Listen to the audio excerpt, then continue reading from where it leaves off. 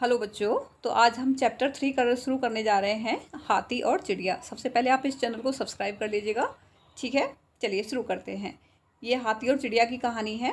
एक हाथी और एक चिड़िया में झगड़ा हो गया। हुआ यूँ कि एक दिन चिड़िया अपने लिए एक नया घोंसला बना रही थी। यहाँ वहाँ से तिनका इकट्ठे कर रही थी। एक बार में वह एक ही तिनका उठा पाती थी। वह तिनका पकड़ती, उड़ती और पेड़ की डाली पर रख आती। उसे बार बार यह करते देख हाथी को हंसी आ गई। वह चिड़िया पर हंसता हुआ बोला, बेचारी इतनी छोटी, इतनी कमज़ोर है कि एक से ज़्यादा तिनका उठा ही नहीं पाती। मुझे यदि ऐसे तिनके उठाने पड़े तो मैं हजारों लाखों तिनके एक बार में उठा सकता हूँ। घोंसला बनाने के लिए चिड़िया ने धरती पर गिरा पत्ता उठाना चाहा, लेकिन पत्ता क्या था, कुछ बड़ा था, उससे उठ नहीं रहा था। बार बार उसके मुंह में पत्ता ज़मीन पर गिर जाता था, मतलब उसके मुंह से ज़मीन पर गिर जाता था पत्ता। यह देखकर तो हाथी को खूब हंसी आई और हंसते हंसते बोला, कुदरत ने तुम्हें बनाने में खूब कंजूसी दिखाई है। एक पत्ता तक तुमसे नहीं उठता है। मैं चाहूँ तो इस पूरे पेड़ को उखाड़कर उठा सकता हूँ। क्या तुम ऐसा कर सकती हो? तो मैं ऐसा क्यों करूँगी? यदि पेड़ को उखाड़ा जाएगा तो उस पर रहने वाले कितने ही पक्षी के घर उजड़ जाएंगे। तो ये किसने बोला था? चिड़िया ने बोला था, ठीक है।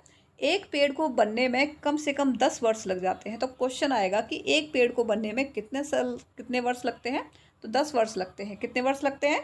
10 वर्ष लगते हैं, ठीक है। उसके बाद में हाथी को गुस्सा आ गया। वह बोला, चिड़िया की बच्ची, तुम इतना ज़्यादा चींची करती हो। तुमने तिनके और पत्ता उठाकर मेरे सामने अपनी ताकत दिखाई है। अब मैं अपनी ताकत दिखाऊंगा, ठीक है। तो इसमें शब्दार्थ दे रखे हैं। उजड़ जाना का मतलब क्या होता है? खराब होना या फिर नष्ट हो जाना, ठीक है।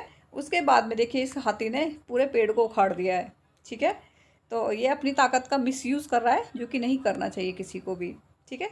इसके बाद में क्या कहता है? यह कहकर हाथी ने एक पेड़ के तने पर अपनी सूंड लपेटी और उसे उखाड़ने लगा। चिड़िया नाना करती रही, पर हाथी पेड़ को उखाड़ कर ही माना। पेड़ पर बने पक्षियों के घोंसले नीचे गिरने लगे। वहाँ पक्षियों की चीखें सुनाई देने लगी।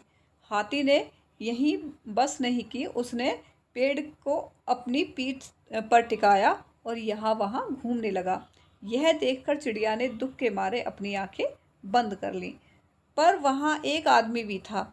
आदमी ने अपनी आंखें बंद नहीं की थी। वह हाथी की ताकत को देखकर पहले तो हैरान हुआ, फिर उसकी ताकत का उपयोग सोचकर प्रसन्न हो गया, ठीक है। क्योंकि आदमी जो माइंड, जो ह्यूमन मतलब जो रहते हैं, इनमें बहुत दिमाग होता है, ठीक है। तो वह आदमी ने और भी कई हाथियों को वश में किया और उन्हें सामान ढोने के काम पर लगा दिया, ठीक है। सभी हाथी उस पहले हाथी पर नाराज़ होने लगे। पहला हाथी बोला, मुझे भी इसका अफसोस है। तो ये किसने लिखी है? आपकी गोविंद शर्मा ने लिखी है। क्वेश्चन आता है कि इसके कहानी के लेखक कौन है? तो गोविंद शर्मा।